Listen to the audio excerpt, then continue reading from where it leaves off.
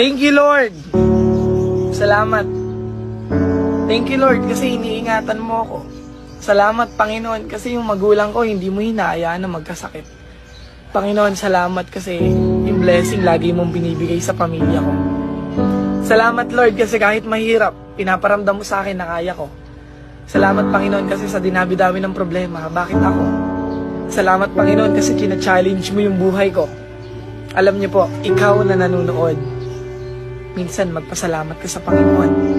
Maganda man o pangit yung nangyayari sa buhay mo, matuto kang magpasalamat sa Panginoon. Dahil siya lang naman yung dahilan kung bakit ka matibay, kung bakit ka lumalaban, kung bakit may nakakaharap kang mga problema. China-challenge ka ng Panginoon dahil alam niyang kaya mo. Alam niyang mapagtatagumpayan mo. Kaya thank you, Lord. Salamat, Panginoon, kasi makulit man ako, nakakalimutan ko man madalas na manalangin sa'yo. Hindi man ako nakaka-attend ng simbahan para humingi ng patawad sa'yo. Salamat kasi lagi kang nandyan.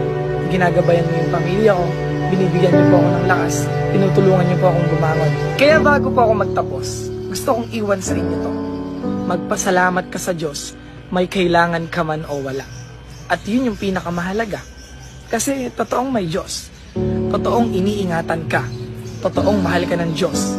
Ngayon, kung